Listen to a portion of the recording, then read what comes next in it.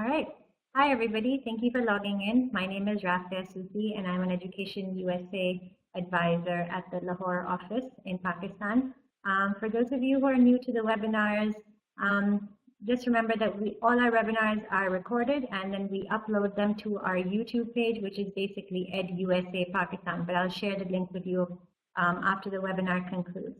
Really excited to have Timothy Cushing here today, who is the Senior Assistant Director at Wheaton College in Massachusetts. We'll be talking about, finding the right fit, how to find the right fit, the factors that play into finding the right fit, and really what right fit really means.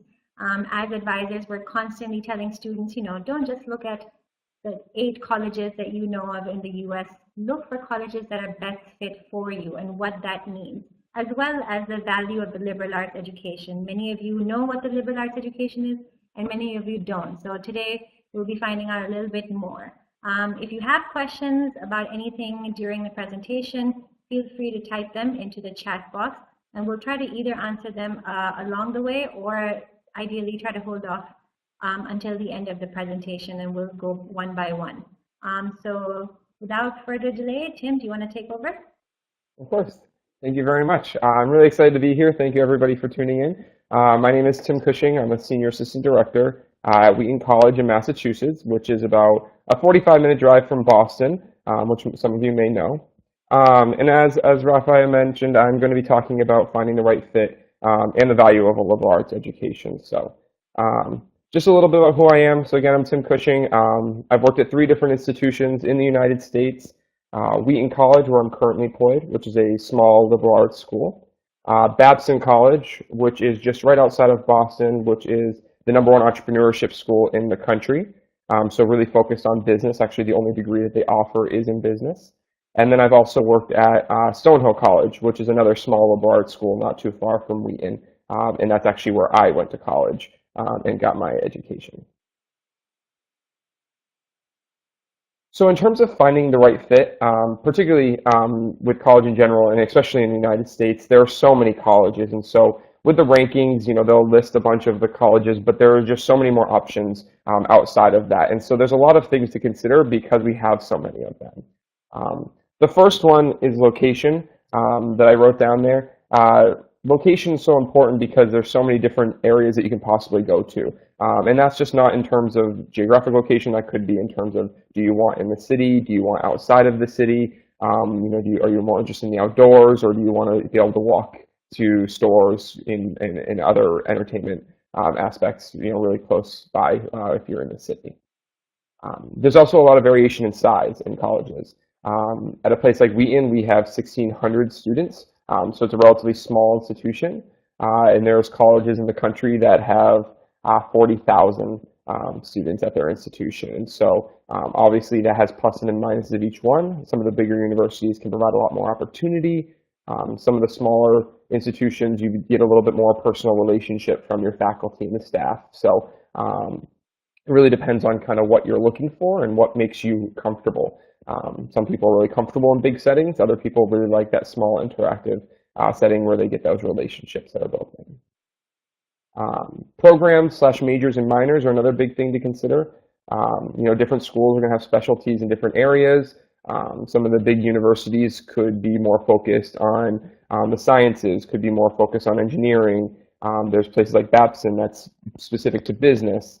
But then there's also liberal arts colleges that are going to offer a wide range of options where you're going to be able to do business, liberal arts, sciences, or whatever you really are interested in doing. But you want to look and see what schools specifically are going to be stronger in what major you're interested in, or what field you're interested in considering. Another one's residential life. Some schools guarantee housing all 4 years on campus, so you get to live right there and you don't have to worry about moving off of campus and finding apartments and everything. Other schools, you do have to. You won't live on campus and you will live in an apartment setting. So if you want that kind of campus life, which ties into the next one, residential life is going to be kind of a bigger factor for you. Campus involvement. At a place like Wheaton, we have a huge active student body with 100+ clubs and organizations. It's a very residential, active campus.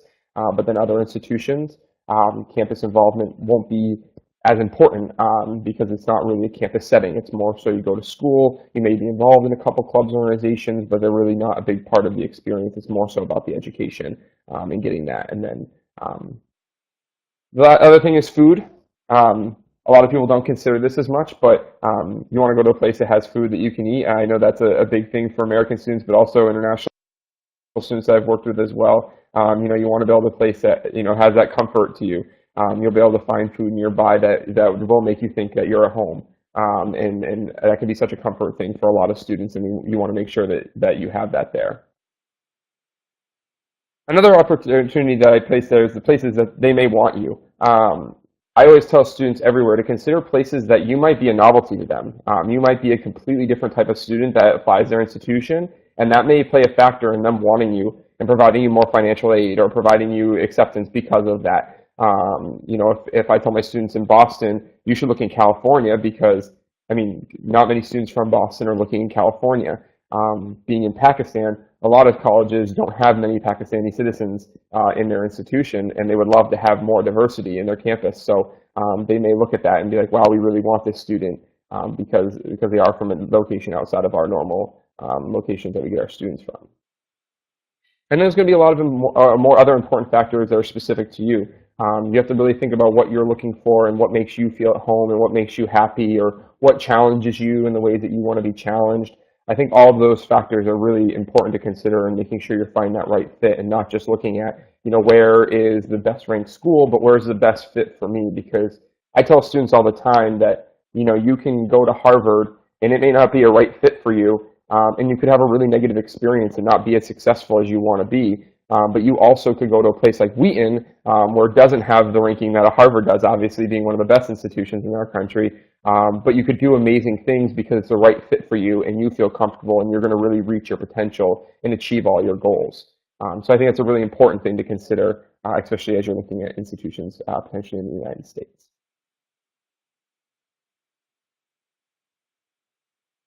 So then to touch about the value of a liberal arts education. So I first wanted just to define what a liberal arts college is, essentially. And it's a college with an emphasis on undergraduate study in the liberal arts and sciences.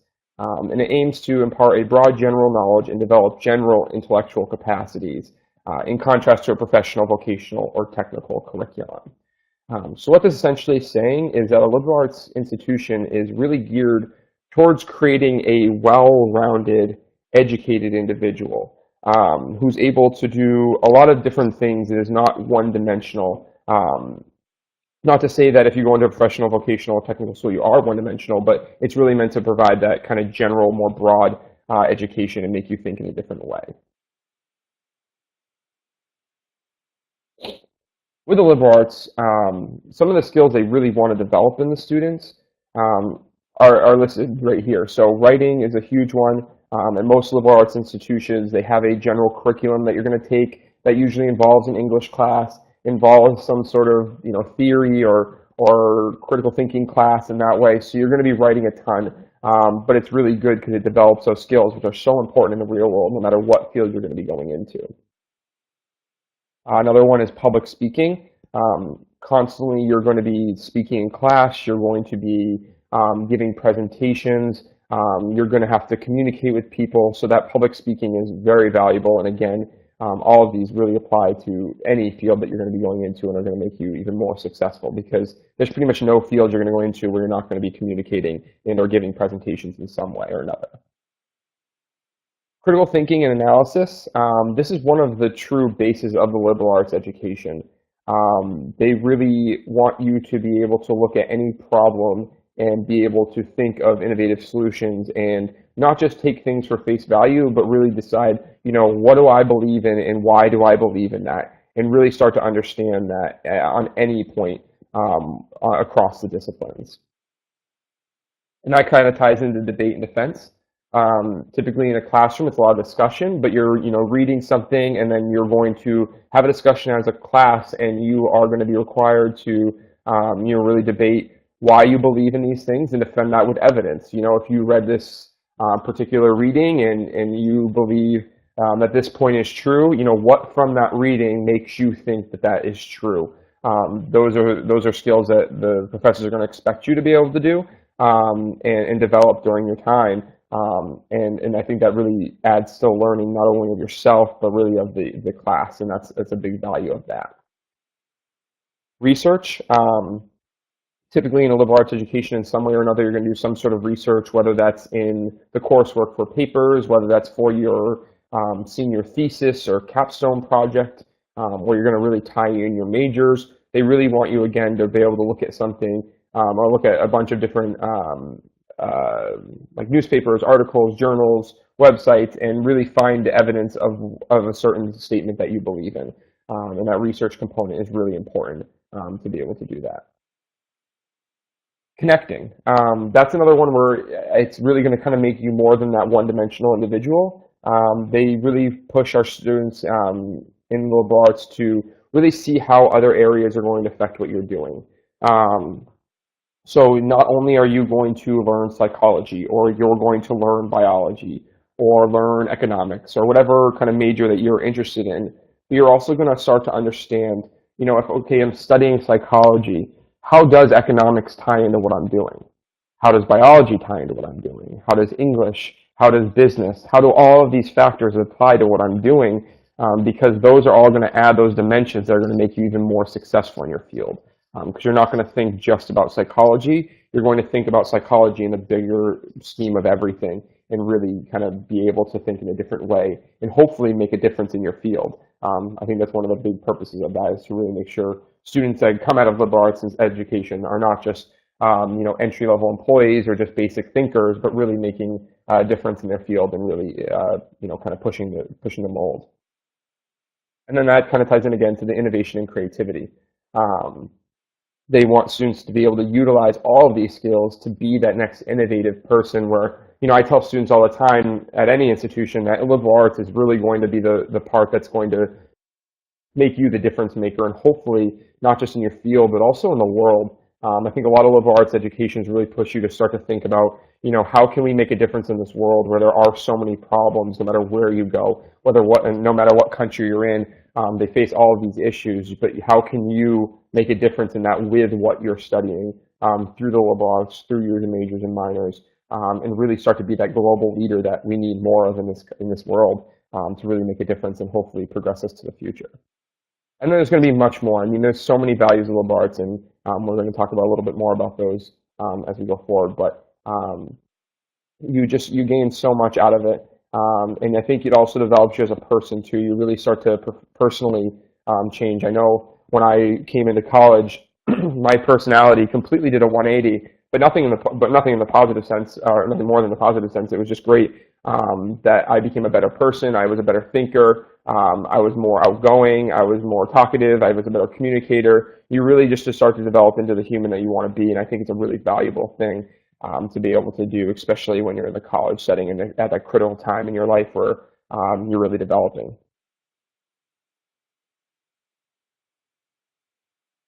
And then for international students, speaking from an American standpoint, the value of the liberal arts, I think, is really important. And I do international admission myself, so I travel all over the world, and I talk to students, and a lot of them may have some idea of the liberal arts, and some have no idea, because it's really not as common outside of the United States, as my first point states. It's more of a United States thing, but it's such a valuable thing to be able to utilize. And it definitely is a different type of education that you're not used to, but it really does provide a lot of value. And I think that ties into my next point, that it makes you more marketable. I know a lot of countries don't offer this type of education, but a lot of students want that. And a lot of companies in those countries may want those types of thinkers that are going to come back to the country and be able to help develop their company or their program or whatever it may be. I think it's really valuable.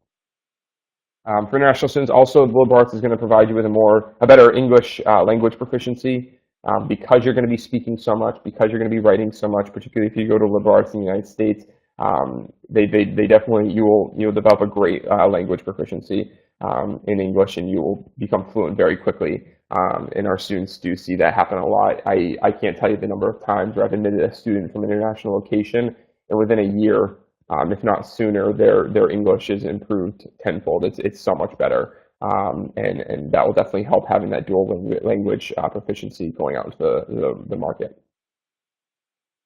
Also, cultural awareness. I think one of the values of liberal arts is also to provide students with the mindset to work globally, to really see how other people view the world, how other people think, what other people believe in. And I think it's really important, especially as you're creating those leaders in the field and in the world, so that people really understand others and have that cultural awareness to be able to work with anybody from any background, from any country, from anywhere, any socioeconomic status, any race, anything like any religion, all that kind of stuff. They really want to make sure students are culturally aware, and I think that's something that's really valuable out of a liberal arts education.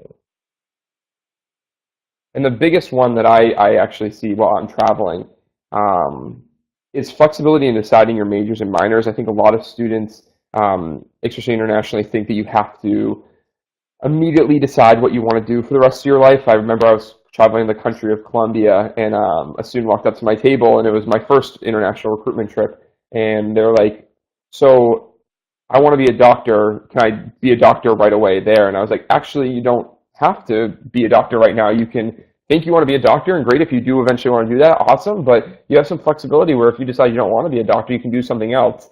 And they just stared at me for like 5 minutes, and then they all of a sudden just gave me the biggest smile, and they're like, I don't have to decide what I want to do right now. And I said, no, that's one of the values of a liberal arts education is that you can really explore a lot of different areas and you can find your passion. So if you, again, you want to be a doctor, great, but if you all of a sudden decide that you love economics and that you want to, pursue that, or, you decide that you really love biology, but maybe you want to do something different with it than just be a doctor, then go ahead. And I think I've made the students' day.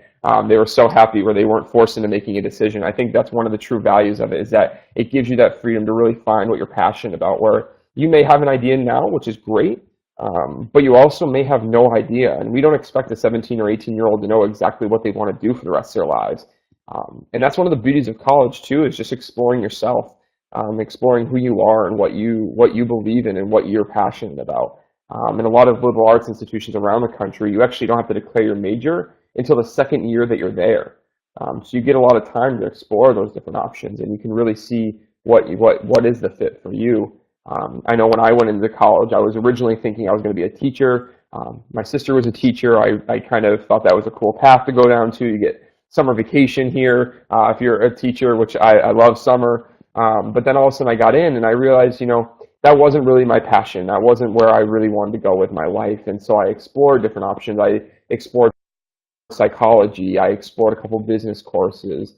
I took a theater course, which I'd always done theater in my life, but I had never really thought about like ever majoring in that. And I ended up falling in love with psychology. I really loved working with people and figuring out how they work and what their mindsets were. And I also found that I loved theater. I loved being on stage. I loved performing. I loved the aspect of kind of creating characters. And so I actually decided to double major. And I did a double major in psychology and visual and performing arts, focused in theater and music, because I love music as well. But I would have never guessed ever when I went into college that I would have ever graduated with those two majors. And I think that's another beauty of liberal arts, is that you can, in most institutions, they're going to allow you to double major too, so you can get two different majors in different areas that you're passionate about, and that doesn't have to be within the same area. I have tour guides right now at Wheaton that are majoring in physics and theater, majoring in English and biology, business and sociology, so really across the disciplines. And I think that's one of the things that really excites a lot of students when they hear this liberal arts education, and then they hear about the options that you have, and really finding that passion and finding that fit is such a valuable experience to have, because then you can really be fired up and excited about what you're going to work in eventually, and hopefully be able to make more of a difference if you are that excited about it. So I think it's huge.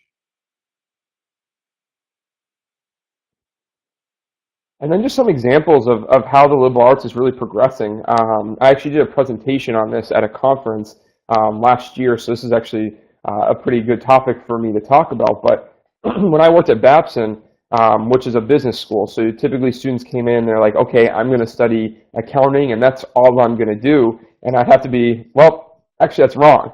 You're not going to study just accounting. You are going to study it, and you're going to get an amazing education in it. But actually half of our curriculum is in the liberal arts because of those skills. I mean, you think about in the business world, How many times a day does a businessman present? Almost all the time. How many times do they have to think? All the time. Um, Entrepreneurship is based in critical thinking and innovation, and those are some of the bases of the liberal arts too. So it's so valuable to have those connections between those two. Um, in business, you're constantly writing. You're writing emails. You're writing proposals. You're writing contracts. You have to be able to utilize the liberal arts in that. And so that's one of the reasons why a place like Babson, which is so strong in the business world, adopted half of their curriculum in the liberal arts to making sure that their students weren't just business people, that they had the ability to think, they had the ability to write, they had the ability to public speak and be those leaders in the business field, which they clearly are. I mean, Babson's an amazing institution, has some very famous alum that have been very successful, in the business world and really challenged the business world in a lot of different ways. So I think that's a huge example, particularly in the business side of things, of how valuable the liberal arts can really be. Many medical schools and medical professionals are promoting liberal arts now, which is actually huge for it. And there's actually a medical school in New York, just outside of the city, that actually is keeping a certain amount of spots for liberal arts students, because they want students who do have that public speaking, that writing, that critical thinking, because in the sciences, it's very analytical. You're doing research, you're doing all this stuff, but it can also, again, make you one-dimensional, where they want students who maybe have been English majors or philosophy majors that are going to maybe not have the strong sciences. They're still going to have the courses and need to take those, but they're going to have that strong liberal arts background that's going to add to the classroom, and it's going to force the students who were so science-heavy to think and really push themselves. And also, a lot of times with the liberal arts is you're going to develop a personality. You're going to develop a little bit more of that confidence, that public speaking, that communication ability, and that's really strong for bedside manner. You're constantly working with patients. You're constantly working with families, and a lot of times it's during tough situations. People typically don't go to a doctor's office or to a hospital because they're really healthy and they want to just hang out with a doctor. They go because something's wrong, and a doctor needs to be able to deal with those people and be able to communicate in an effective manner and be friendly and be nice and take care of them. And a lot of times the sciences can be very much just like, I'm focused on science, I'm not worried about communicating with other people, where in the liberal arts you have to. And so those skills are so valuable to what doctors are doing. I know one of my best friends is currently finishing his residency in medical school, and he went to a liberal arts institution. He said, it sets me apart. It makes me a better employee. It makes me more marketable to these different schools and these different fields afterwards, because I do have that basis of liberal arts to really rely on, in addition to this amazing science curriculum that I have gotten at some amazing institutions. So I think it's really valuable, even if you're going to the medical school. And then technical fields and engineers are pushed to think through the value of liberal arts as well. You can see this all over the place, but some of the biggest tech firms in the country are looking for those liberal arts students that are going to bring a different dynamic to it. I know I work with a company through the admission process, and they actually started holding spots for internships for liberal arts kids because they were taking so many students who were just either into engineering or just into stats or math. And they just didn't think that they were getting the most out of the students. But if they had a student who had gotten some engineering courses or physics courses or math or stats course at a liberal arts institution, they had this dynamic component to them that really made them such a more valuable employee to the company. So I think that was a really valuable thing.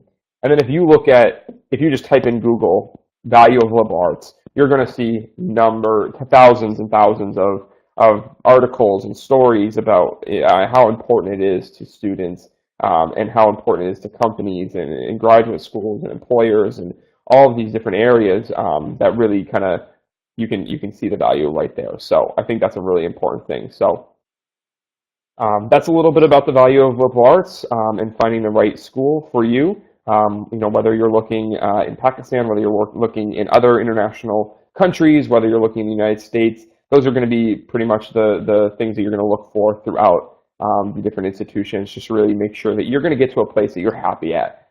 That's one of the last things I can say, is that when you're looking at colleges, you got to make sure that you can call that place home. And it's really got to be about that feeling that you have there and how happy you are, and how well you're going to be there, how well you're going to do there, just based on the personal comfort of that place and being happy and knowing that you can get along with people there and that there are people like you there. So I think that's pretty much what I have to say about those, and I am excited to take some questions and be able to answer those for you. And I also provided my email address under here too, so that way if you do have any questions, I would love for you to email me, and we can definitely connect through that as well. Thank you so much, Tim. Anybody have any questions to ask? You can type them up in the chat box at the very bottom.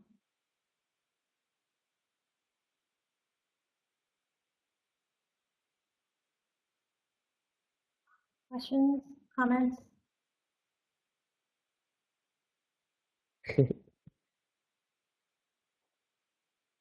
Well, if you don't have any questions, if you just want to, do you want, Tim, do you want a copy of all the students who are participating in the webinar today? Because that way you can, sorry, there's an echo. You can get in touch with them directly. Okay, yeah, that would work. I'm happy to answer any questions about, if you're looking at different schools or you're kind of confused about anything about the liberal arts or about finding the right fit. Although I work at Wheaton, my job is to help students get to the right school for them. So I do have, working at 3 different institutions, a little bit of a background of different colleges and universities. So any questions about the United States? I'm here in the United States. I can answer any good questions about good food, places to go. Actually, Tim, I have a question. We have a lot of students currently who are, choosing between like the ACT versus the SAT. Mm-hmm. I know it's not directly related to the liberal arts program, but from an admissions point of view, a lot of the international, well, I would say 99% of international students are going to take some form of the standardized test, which is either the ACT or the SAT. It's almost a visa requirement now for Pakistani citizens to apply to the US because that's what qualifies it as the student as a bona fide student. Can you talk a little bit about, standardized tests, the importance, or, what a student should be doing between now and the time they say apply in the fall for like a liberal arts program?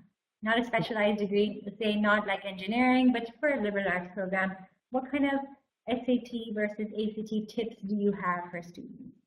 Of course. So just comparing the ACT and the SAT, I think they're both great tests. I know some students will do better on the SAT, some students will do better on the ACT. So really whichever one is going to benefit you. Any school will take either one, so it's not really, they're not too picky about which one that you're going to take. The new SAT is actually going through a little bit of a revamp, so I'm really excited to see how that will change the test, and maybe it'll make it a little bit more conducive to students learning, where right now I know a lot of people, especially in America, are a little concerned by the SAT, thinking it doesn't really test you on the skills that are really going to indicate success in college. But with that, for a school in general, it's going to vary depending on the school how much of an emphasis they put on the SAT and the ACT. There are schools that, a lot of the selective schools will require, very selective schools will require the SAT or ACT, just because, so with a competitive school like at Babson, not talking specifically about their curriculum, but more so about their admission process, like we had a lot of amazing students across the board, and they were phenomenal fits for Babson, but you only have so many spots that you can choose. And a lot of students had very similar GPAs and were great people.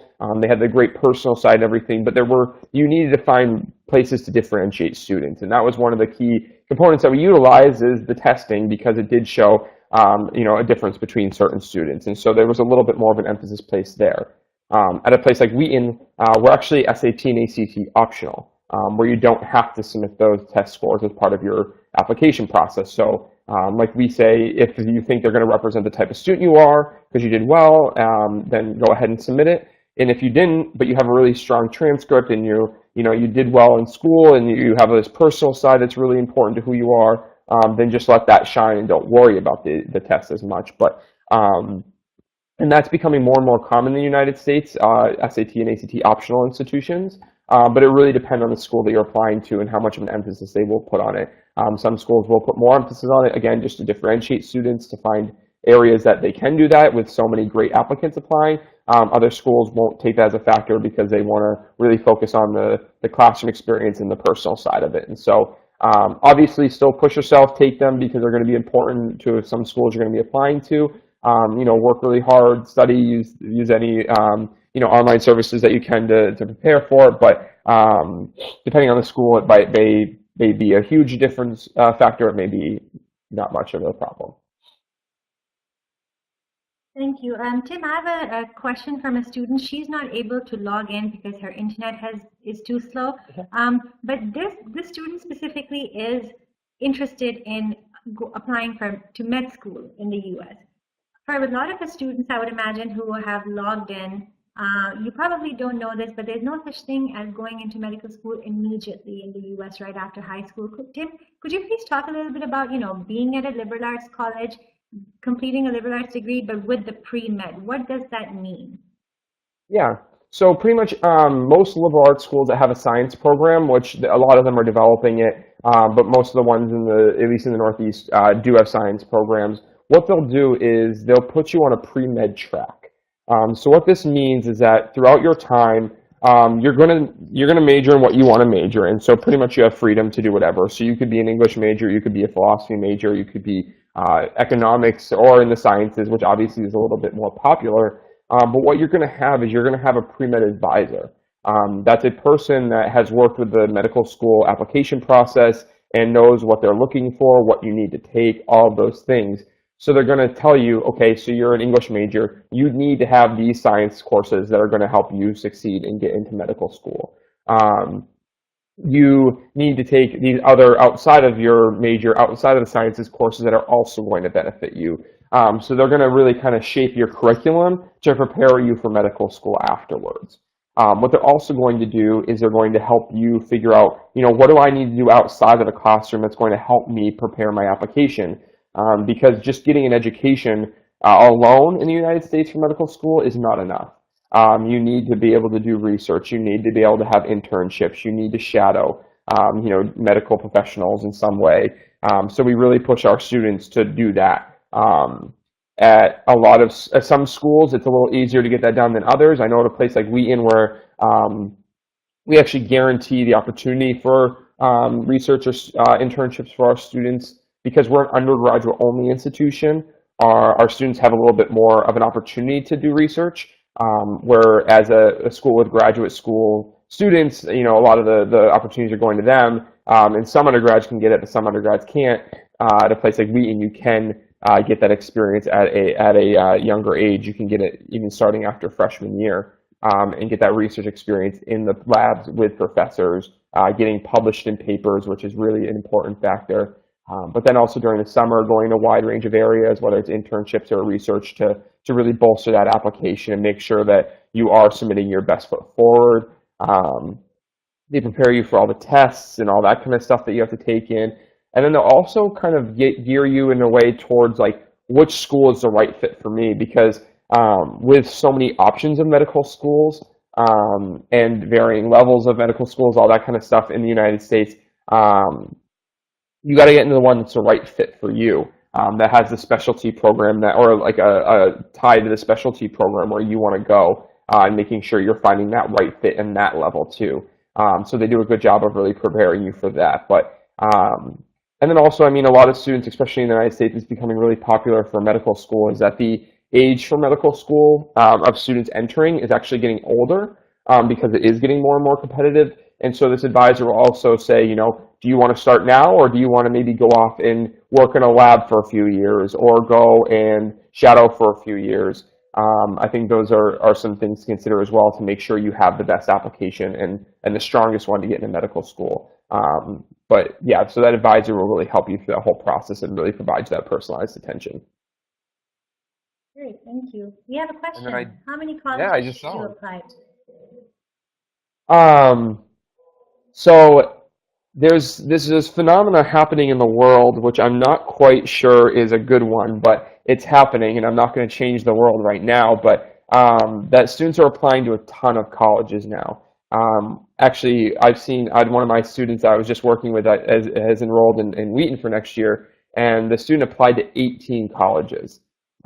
which, to be honest, I think is a little crazy. It's a lot of work, it's a lot of decisions, it's a lot of applications to fill out, it's a lot of money to pay for the application fees.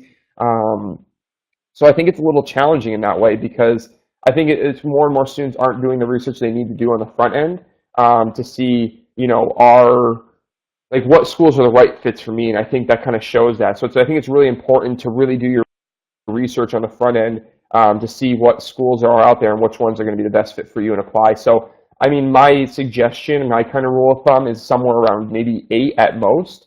Considering a couple schools that you'll get into, a couple schools that are kind of in your wheelhouse, and then a couple of schools that maybe you reach.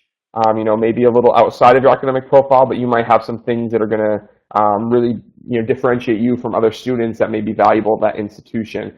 And I think particularly if you're in Pakistan looking to come to the United States, you already kind of have that leg up because you are diverse to them. You're a different type of student because most schools don't have a huge Pakistani population, and they would love to have more diversity on their campus, especially from a country that they're not used to having on campus. So I think that's always a valuable thing to do. So I would say somewhere in the 6 to 8 range is, I think, a really smart decision to make, and applying to those schools that you really could see yourself at, rather than 18 schools where some of them you maybe could see yourself at. It was just kind of easy to apply to. And I can kind of tie this into the next question: is Wheaton on Common App? We are on the Common application, and there are a lot of schools in the United States that are. So that makes it relatively easy, which is a positive and also a negative sometimes, where it really is really easy to apply to a lot of schools because they are on Common App. But with that, it's forcing yourself to really do that research and apply to the select few schools that are a right fit for you. So I think doing that research on the front end is really important. If anybody has any more questions, type them up now. Tim, I have one last question from my end. We keep talking about, doing the research on the front end. Now, many of our students are not going to be able to obviously tour college campuses. Where can they start to really get the feel of college? So obviously, I think websites are becoming more and more dynamic especially as institutions around the world are trying to really expand their outreach. I know this is huge in the United States, but I know other colleges and universities around the world are doing this as well. Is that they want to have a name not just in their own country, but around the world, and really develop that. And so with that, more and more colleges are starting to really push. How do we bring our campus to somebody who is across the world? And they're really focusing on that. So the websites are going to get more and more intricate as we get further and further into this process, and really being more interactive, really showcasing the college in a lot of different lights. Other schools are having virtual tours, so you can go on the website and you can really see an institution from the website and the internet. Other schools do a lot of webinars, and so you can log in and they'll have students talking, like we do these at Wheaton, where we'll have our vice president and we'll have 3 students on camera, and people can email and call in and ask questions, and we'll answer those on the webinar to really bring kind of the student perspective to them. But I also think a huge way to do this is email people like me. I work at an institution and I work with our international admission, and I want to make sure the students do get a feel of that campus. And sometimes it's just communicating that. Emailing me with questions, or having me connect you with students, having me connect you with professors in all the different areas that you may be interested in. They're going to be able to talk to you and really give you the best view of the college from their perspective, from people who are currently working in the classrooms with the students, or people who are taking those classes, who are involved in that club and organization that you're really interested in, and who are involved in that major that you're interested in. Really getting that first-person perspective of that. And understanding the pluses and minuses of each institution, because most people are going to be very honest too. They want to make sure that you get in the right school for you. So they're gonna really give you that good understanding of what it's like to be there. Thank you so much. And many of you who are in the participants, first of all, you guys are a very quiet bunch today, but because I know most of you who have logged in, always, there are plenty of college tours that also come through Pakistan. So I would really encourage you to attend one of those as well. And Tim, I hope to see you in one of those tours in the near future. Of course, yeah, we would love to. We would love to. We're trying to expand our outreach and everything like that, and working with students from all different areas. And so anything we can do to help, I'm always happy. Thank you, and we'll talk about that on separately. But thank you very much. If you don't have any questions, Feel free to get in touch with me or get in touch with Timothy if you have a question specifically about, the liberal arts system or Wheaton. Thank you very much for logging in. Thank you, Tim, for hosting today. I know it's very early for you in the morning, so we really, really appreciate you logging Of course. in. Thank you so much for having me. And like I said, anybody has any questions, please email me. Whether it's about Wheaton, whether it's about college in general, I want to be able to help you through this process. Obviously, you got some great connections where you are, but anything I can do to kind of help that, I'm always happy to take care of you and make sure you know everything you need to know. Thank you so much. And if you want a copy of today's webinar, it will be available on our EdUSA Pakistan YouTube page within the next day or so. We usually will give it another 24 hours until students stop viewing the webinar, and then we'll upload it. Again, thanks so much, Tim, for logging in. We really appreciate it. Of course. Have a wonderful day, everybody. Thank you. You too. Bye-bye.